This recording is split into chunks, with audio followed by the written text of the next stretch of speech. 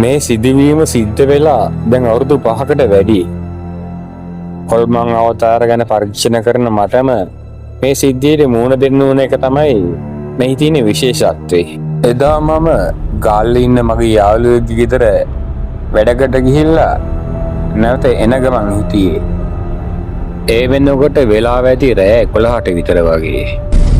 මම කාර් එකක් ඩ්‍රයිව් කරගෙන ඉස්සරහට යද්දී මම දැක්ක පාරයිනේ සුදු ඇඳගත්ත ගෑනු ළමෙක් හිටගෙන හිටියා. කාර් එක ලං වෙනවත් එක්කම ඒ ගෑනු ළමයා එකපාරට පාර මැදට පැනලා කාර් එක නවත්තන්න හැදුවා. මම හැප්පෙයි කියන බය නිසා කාර් එක බ්‍රේක් කළා ගෑනු ළමයා ළඟින්ම කාර් එක නවත්ත ගත්තා. නවත්තලා කාර් එකෙන් එළියට බැහැලා ගියේ ඒ ගෑනු ළමයට බයින්න කියලා හිතාගෙන. මොකද මැරෙන්න හිතලාද පාර යන වාහන වලට පයින්නේ? තව ඩිංගෙන් හැප්පෙනවනේ. ඒ විදියට මම ඇයට දැන වැදුනා. අනේ මට සමා වෙන්න අයියේ. ගෙදර යන ගොඩාක් පරක්කු වෙලා සෑහෙන කාලයක් මම බලන් ඉන්න ගෙදර යන්න. මම ලොකු කරදරයක වැටලා ඉන්නේ. ඒකම මේ වාහනේ නවත්තන්න පාර මැද්දට ආවේ. ඒ විදියට ඒ හිටපු ගෑනලෝමේ මාත් එක්ක කිව්වා. හරි ප්‍රශ්නයක් නැහැ. ඔයා කියන්නකෝ ඔයාට කොහෙටද යන්න ඕනේ කියලා. මං ඒ විදියට ඇයට කිව්වා. මට යන්න ඕනේ කල්දුරට අයියේ. අයියට පුළුවන් මම අපේ ගෙදරට ගිහින් දාන්න. ඒ විදියට ඒ ගෑනු ළමයා මගෙන් යහුවා. හරි මං ඔයාව ගෙගෙන යන්න. මාත් යන්නේ මේ පැත්තට තමයි. ඇවිල්ලා නගින්න කාර් එකට. එහෙම කියලා මං ඇයව කාර් එකේ නංවාගෙන ආපහු යන්න පිටත් වුණා. ඔයා මොකද මෙතන මේ වෙලාවේ කරන්නේ? ඊටත් මේ මාරය. ඔයාගේ නම මොකද්ද? ඒ විදිහට මම ඒ ගෑනු ළමයාගෙන් විස්තර ඇහුවා. මගේ නම සංජීවනි. මම මෙහෙට ආව මගේ යාළුවෙක් හම්බෙන්න. අන්තිමට යාළුවා හම්බුනේත් නෑ, ගෙදර යන්නත් නෑ. මම ලොකු කරදරයක වැටුණා අයියේ. එහෙම කියලා එම තරුණිය මට උත්තර දුන්නා. ඇයි ඔයා හම්බෙන්න ආපු යාළුවා ගෙදර හිටියේ නැද්ද? මොකද්ද වැරච්ච කරදරේ? මම ඒ විදිහට ඇයගෙන් විමසුවා. එතකොට ඇය කිව්වේ අනේ අයියේ දැන් නම් මට මොකෝ විස්තර කියන්න බෑ මගේ ඔළුව යක්කුමයි. අයියට අපේ ගෙදර ගියාම ඔක්කොම විස්තර දැනගන්න පුළුවන් වෙයි. එහෙම කියලා එයා ජනේලෙට ඔළුව තියාගෙන කල්පනා කරන්න ගත්තා. එයාට එයාගේ කාඩි ඉන්න දීලා මම වාහනයත් පදවගෙන ඉස්සරහට ගියා. මේ විදිහට ටික දුරක් යද්දී මට නිදිමතක් ආවා. ඊට පස්සේ මම ඒ ගෑනු ළමයාට කිව්වා නංගි මට නිදිමතයි. අපි කඩගෙන ඇවිල්ලා තේ එකක් බිලියන් කියලා. ආයි එහෙම කියලා ඇය ඉස්සරහා බලාගෙනම උත්තර දුන්නා. ඊට පස්සේ ටික දුරක් යද්දී අපිට හෝටලයක් හම්බුණා. මම කාර් එක නවත්තලා හෝටලේ ඇතුළට ගිහිල්ලා තේ එකක් බොන ගමන් එතන හිටු වේටර් කෙනෙකුට කිව්වා ආර කාර් එක ඇතුලේ මිස් කෙනෙක් ඉන්නවා එයාට තේ එකක් ගිහින් දෙන්න කියලා. ඊට පස්සේ ඒ වේටර් තේ එකත් අරගෙන කාර් එකට ගියා. ටික වෙලාවකින් ඒ වේටර් ඇවිල්ලා මට කියනවා "ඕස ඒ කාර් එක ඇතුලේ කවුරුත් නැහැ." එහෙමද? එහෙනම් ඒ මිස් කොහෙට හරි යන්නේ නැති. කමන්නේ නැවත ඒගේ බිලත් එක්ක මට බිල ගෙනන් දෙන්නකෝ කියලා මම වේටරට කිව්වා. තේ දෙකේම බිල ගෙවලා මම කාර් එකට ගියා. කාර් එකට යද්දී ඇත්තටම කාර් එකේ කවුරුත් හිටියේ නැහැ. මං හිතුවේ එයා යන්නේ නැති කියලා. පස්සේ මම ආපහු යන්න පිටත් වුණා.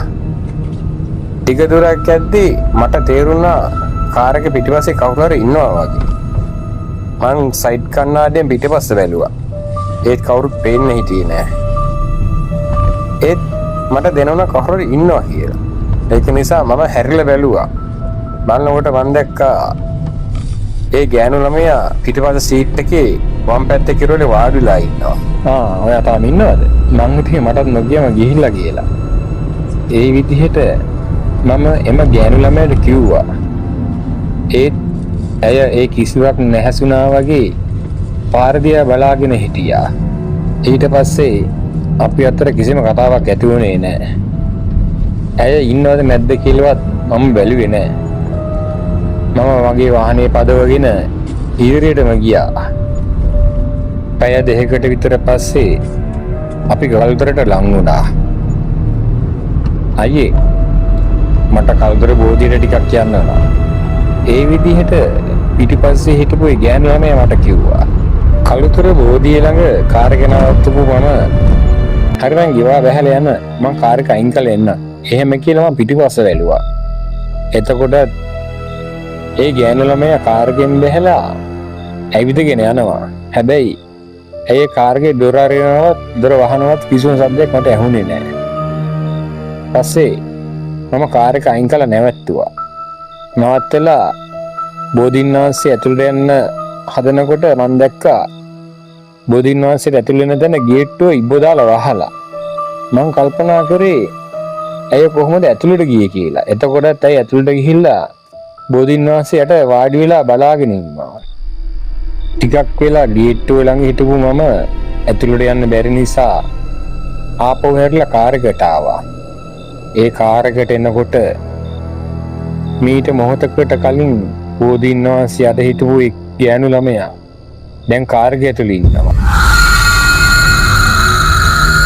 මෙච්චර වෙලා සිද්ධ වුණේ හැම දෙයකම මට එක දෙයක් පැහැදිලි. ඒ තමයි මේ මාත් එක්ක ඉන්නේ සාමාන්‍ය මිනිහෙක් නෙමෙයි කියලා.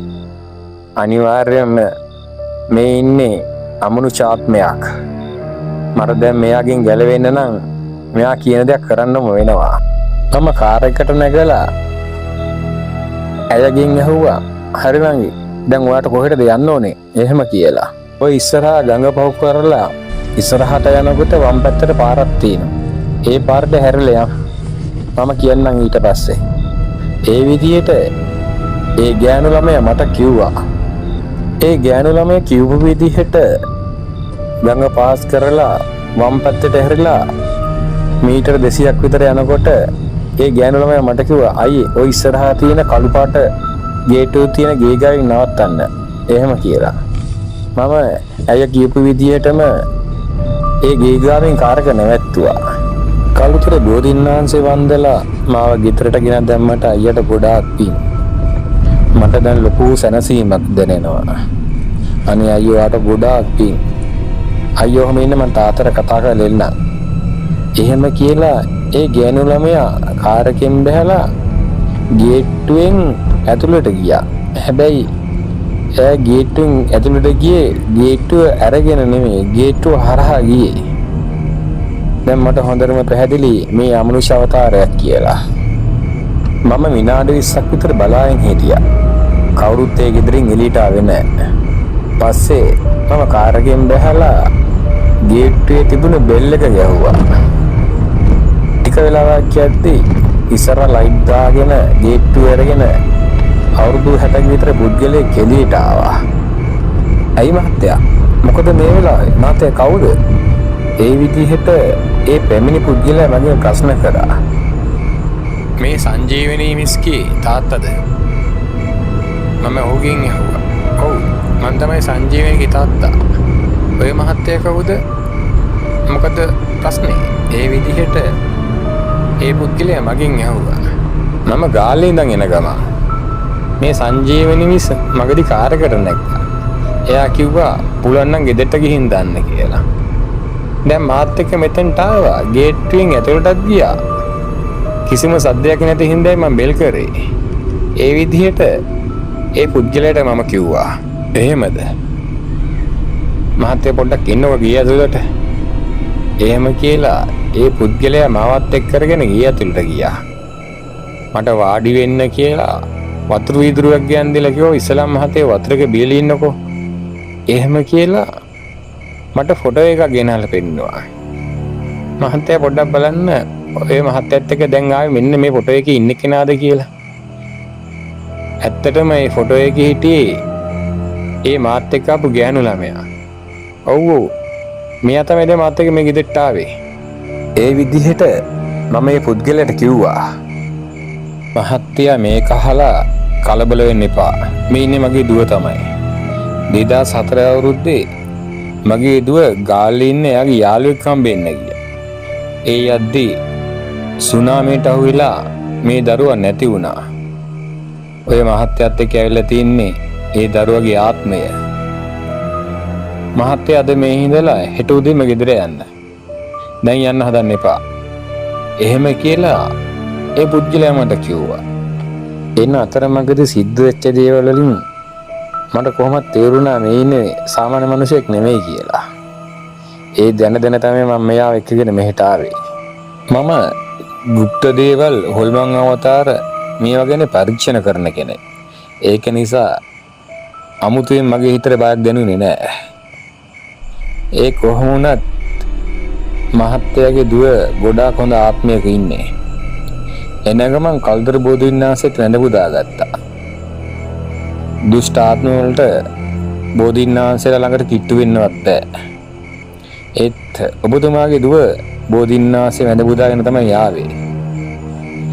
එහෙමනම් මහත්තයා මම ගිහිල්ලා එන්නම්. එහෙම කියලා මම නැවතත් ගෙදර එන්න පිටත්